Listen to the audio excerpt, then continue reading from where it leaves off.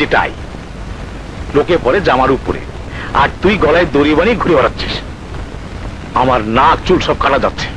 তুই হাসান চৌধুরী মেয়েকে বিয়ে করতে চাস, ভালো কথা, কিন্তু হাসান চৌধুরী মেয়ে রাজি হবে তো? হবে কি হবে না তা আমি জানি না, তবে ইভাকে আমি চাই। আরে বাবা, আমিও তো তাই চাই।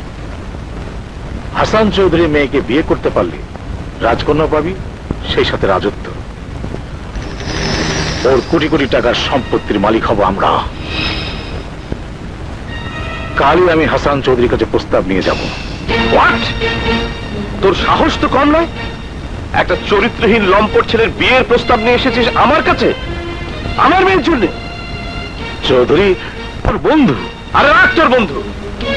আমি আর সাদে গালি তোকে ডাস্টবিন থেকে তুলে এনে বন্ধু বানিয়েছিলাম, তার মানে এই নয় যে তোর সাথে আত্মীয়তা করতে হবে। আমার ভাবতে অবাক লাগে, তোদের মতো ছোট বংশের ছোট জাতের লোকেরা কি করে অতীতকে এত তাড়াতাড়ি ভুলে যায়। Chowdhury, get out, get out from my house. আর কখনো আমার বাড়িতে আসার চেষ্টা করবে না। আউট!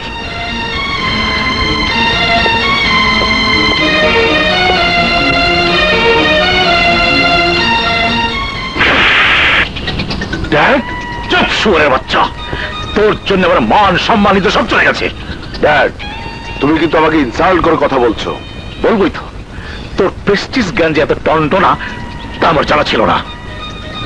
তুই এমন সুপুত্র আমার, যার সুগন্ধ হাসান চৌধুরী পর্যন্ত পৌঁছে গিয়েছে। তোর মতো লম্পট চরিত্রহীন ছেলের জন্য আজ আমাকে অপমান হতে হয়েছে। কি বলছো তুমি? হাসান চৌধুরী তোমাকে অপমান করেছে? শুধুই কি অপমান, কুকুরের মতো দূর দূর করে বাড়ি থেকে বের করে দিয়েছে, শুধু তোর জন্যে, তোর মতো লম্পট চরিত্রহীন ছেলের জন্যে।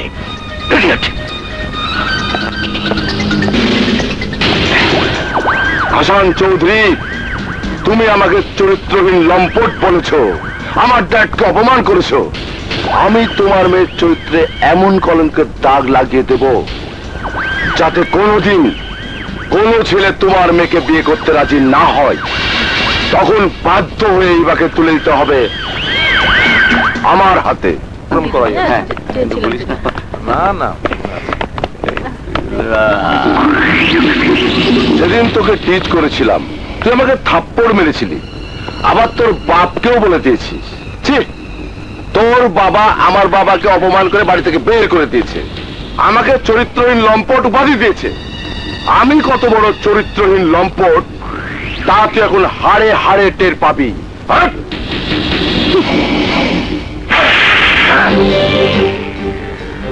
সেদিন তোর বা গালে থাপ্পড় মেরেছিলাম, শিক্ষা হয়নি।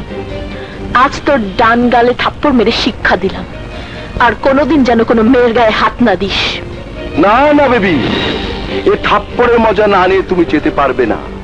তুমি এতগুলো ছেলে মেয়ের সামনে আমাকে অপমান করলে, আমিও সবার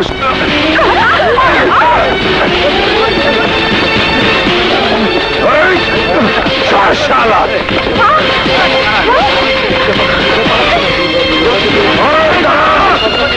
বলছি।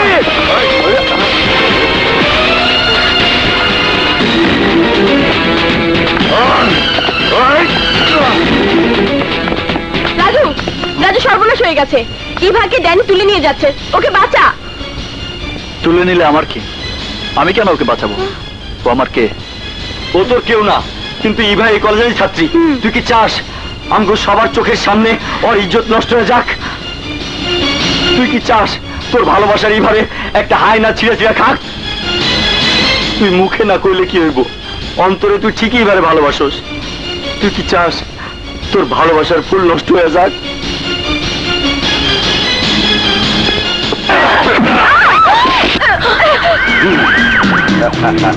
পাইলাম জল, পাইলাম শরবত।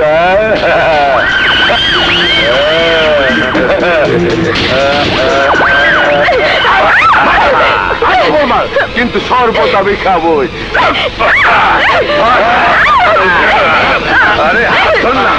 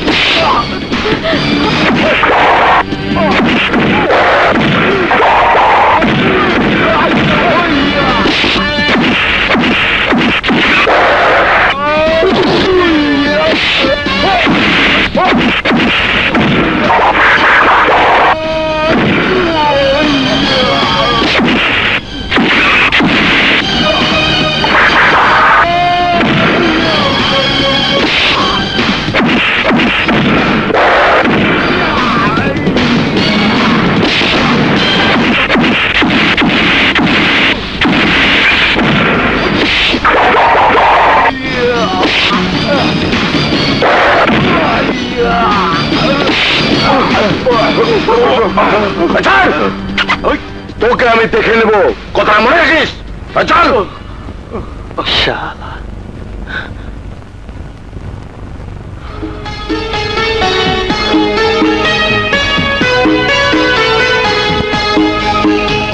রাজু, সরি রাজু, আমি তোমাকে অনেক অপমান করেছি, আমাকে ক্ষমা করে দাও প্লিজ। ক্ষমা? কিসের ক্ষমা? আমি আমার কর্তব্য পালন করেছি, আর কিছু?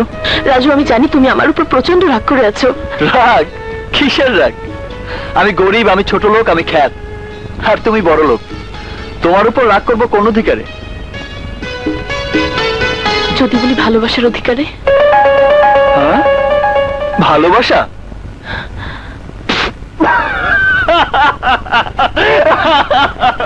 এই, তোমরা সবাই শোনো, ভাই সব সবাই শোনো, ম্যাডাম বলে ভালোবাসার অধিকারে রাগ করতে। আরে তোমাদের মতো বড় লোকদের ভালোবাসা তো পুতুল খেলার মতো, যখন ইচ্ছে হয় ভালোবাসো, আবার যখন ইচ্ছে হয় ডাস্টবিনে ছুঁড়ে ফেলে দাও। রাজু, আমাকে তুমি সবার মতো এক পাল্লায় ওজন করো না, আমি আর 10টা মেয়ের মতো নই। প্লিজ রাজু, আমি তোমাকে ভালোবাসি, সত্যি ভালোবাসি। আমি গরিব, আমি খ্যাত, আমাকে তুমি কেন ভালোবাসবে? Is it possible? এটা সম্ভব না। সবই সম্ভব রাজু, তুমি গরিব, তুমি খ্যাত হতে পারো, কিন্তু তোমার মন অনেক বড়, সে প্রমাণ আমি পেয়ে গেছি। I love you Raju. শোনো মিস বিউটিফুল, এসব আবেগের কথায় গরিবদের মন ভরে না। তুমি আসলে খুশি হব। রাজু, আমাকে যদি তুমি ভালো নাই বাসবে, তাহলে আমার ইজ্জত বাঁচালে কেন? প্লিজ তুমি এখন যাও। আমি তোমাকে ভালোবাসি না, আমি তোমাকে ঘৃণা করি। I hate you, I hate you, I hate you. শোনো, এই কি তোমার শেষ কথা? হ্যাঁ, এটাই আমার শেষ কথা।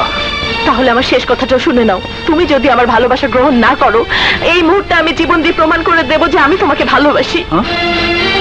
কি বললে? জীবন দিয়ে প্রমাণ করবে? তাহলে দাঁড়িয়ে আছে কেন মিস বিউটিফুল? যাও যাও, আরে যাও, জীবন দাও। বলা যত সহজ, জীবন দেয়া তত সহজ না মিস বিউটিফুল।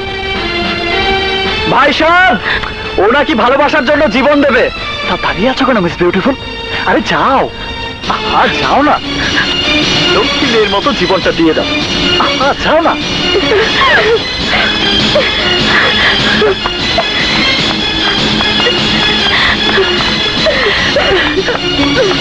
রাজু, ওকে ফেরা, ও খুব জেদি মেয়ে, তুই না ফেরালে ও কিন্তু সত্যি সত্যি জীবন দিয়ে দেবে।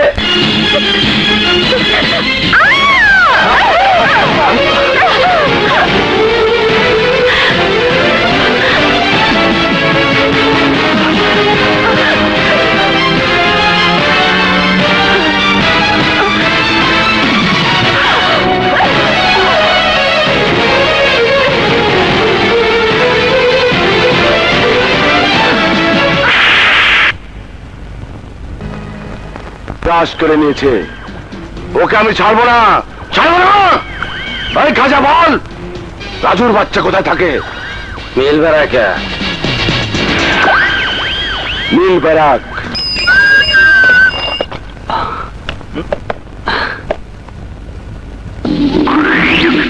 তুই? হ্যাঁ, তোকে ওয়ার্নিং দিতে এলাম। ইভার পথ থেকে তুই সরে দাঁড়া। ইভা আমার শরবত, আমি জল খাই না, শরবত খাই। আমি ইভাকে চাই, তুই ওর কাছ থেকে সরে যাবি, তা না হলে তোকে আমি কবরস্থানে দাফন করে দেবো। এই, দাফন করার তুই কে? আরে আল্লাহর ইচ্ছা না থাকলে কেউ কাউকে মারতে পারে না। আর একটা কথা শুনে রাখ, ইভা আমার ভালোবাসা। ইভার দিকে চোখ তুলে তাকালে তোর চোখ আমি উপড়ে ফেলবো। কি? তুই আমার চোখ উপড়ে হলি?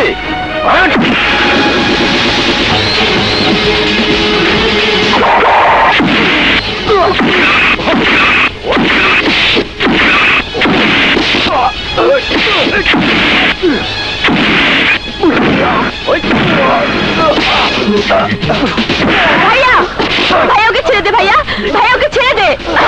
ছাড় আমাকে।